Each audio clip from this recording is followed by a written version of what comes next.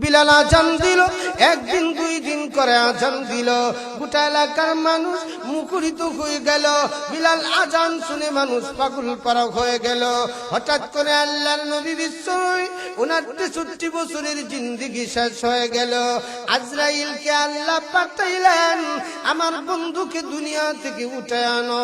আজরাইল চলে আসলো, আজরাইলের সাথে আল্লাহ জিবরাইলকেও পাঠিয়ে দিলেন।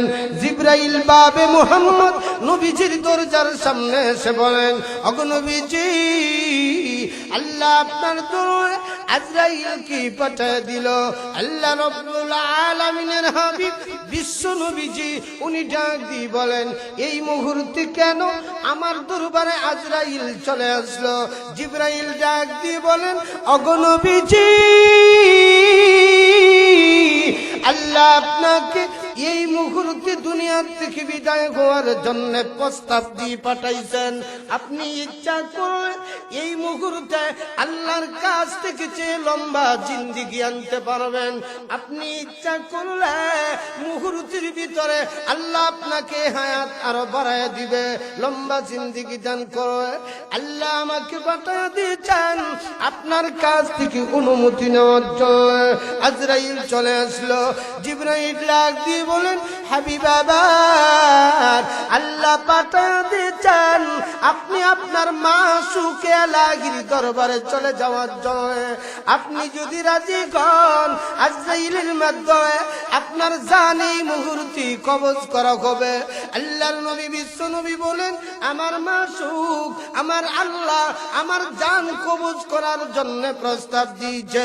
এই দুনিয়াতে থাকার কোন দরকার নাই, এই দুনিয়ার জিন্দেগির ভিতরে জিন্দেগির চাঁদ চাঁদ দেখার কোনো আমার দরকার নাই।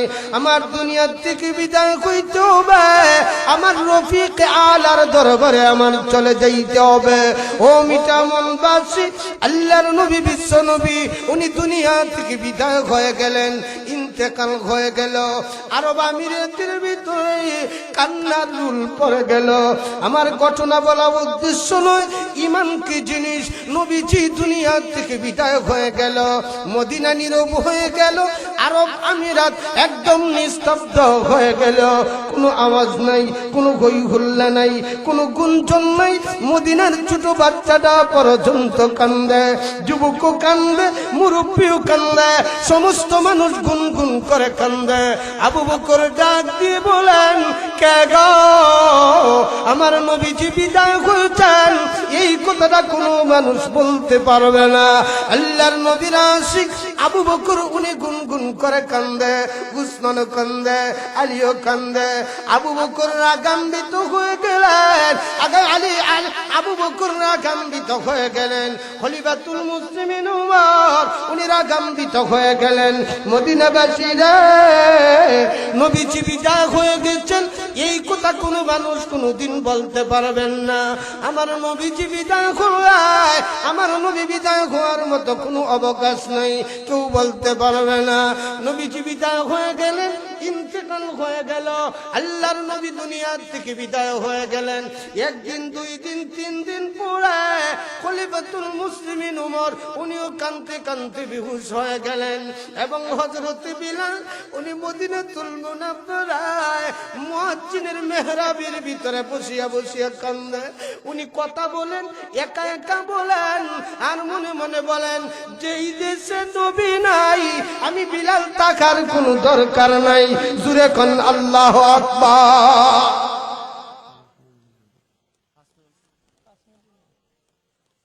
হযরত বিলাল উনি গুনগুনে কান্দেন, আবু বকর উনিও কান্দে, উমরও কান্দে। ও যুবক ভাই বিলাল, ওনার কাপড় চোপড় যা ছিল সব উনি গাচ্ছি বানায় গুল করে নিলেন। গাচ্ছি বাঁধিয়ে উনি মদিনাতুল মুনাওয়ারা থেকে ওনার বাড়ির দিকে রওনা করলেন। আবু বকর ডাক দিয়ে বলেন, রে বিলাল, তোমার শরীরের ভিতরে গাচ্ছি কাপড় চোপড় নিয়ে তুমি কোন জায়গার ভিতরে যাও? বিলাল বলেন, যেই দেশে নবী নাই এই দেশে টাকার আমার কোনো দরকার নাই, জোরে কোন আল্লাহু আকবার। আমি টাকার জন্য মুয়াজ্জিন হই নাই, আমি পয়সার জন্য মুয়াজ্জিন হই নাই। নবীজি দুনিয়া থেকে বিদায় হলেন, এই দেশে টাকার আমার কোনো দরকার নাই।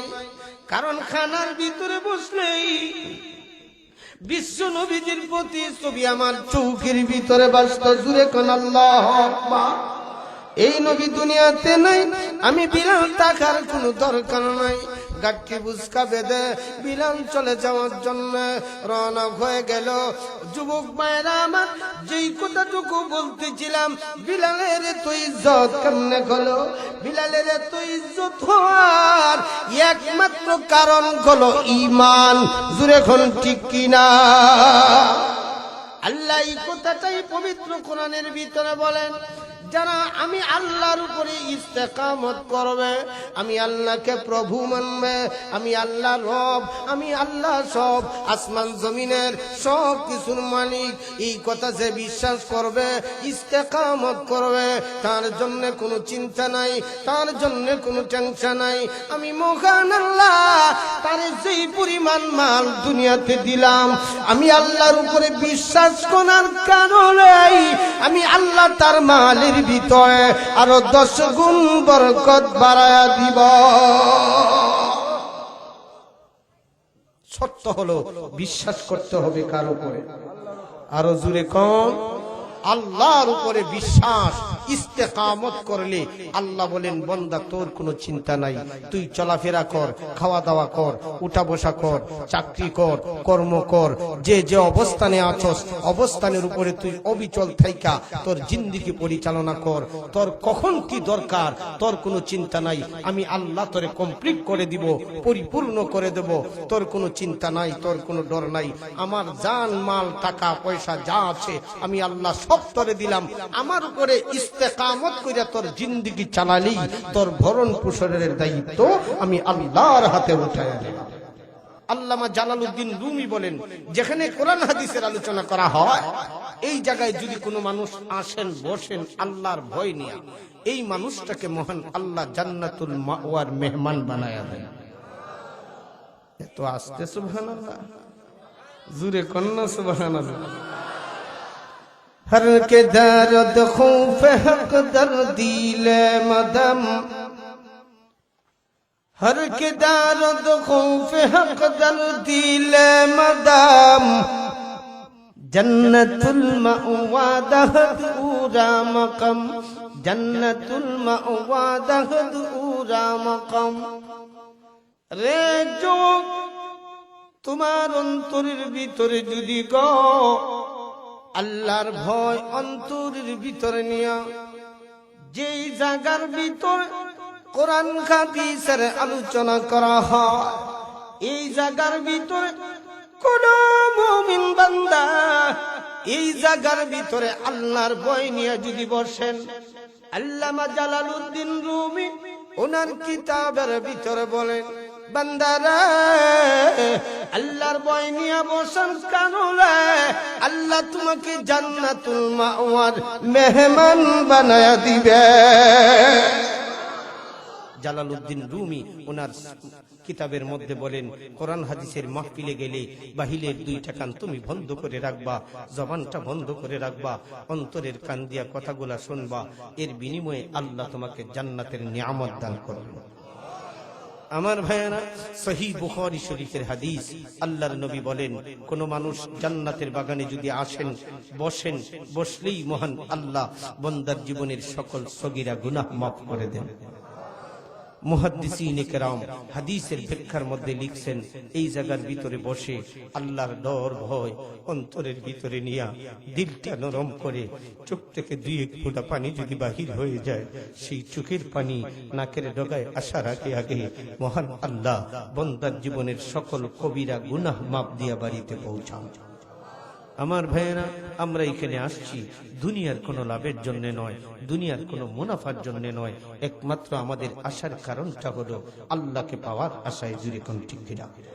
আমার ভাইয়েরা, এই দুনিয়াতে আল্লাহ আমাকে পাঠাইছেন, কত নিয়ামত দিয়েছেন।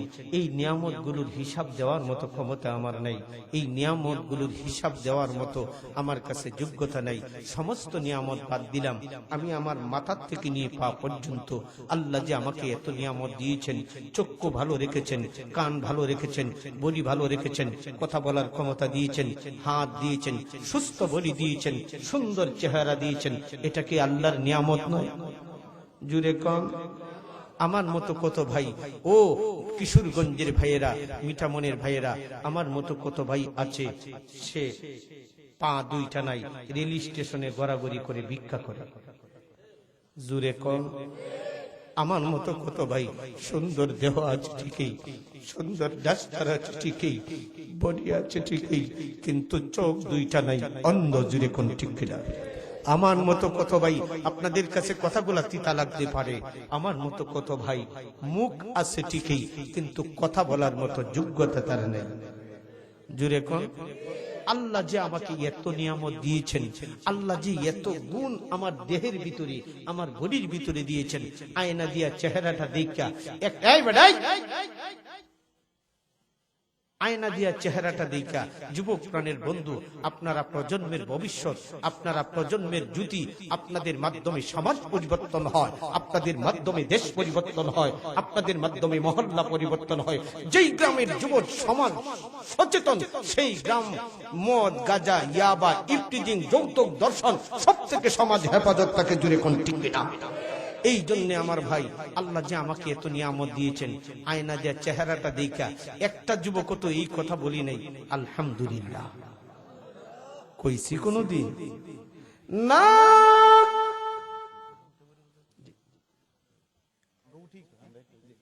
না, তুমি যে আমাকে এত নিয়ামত দিয়েছ,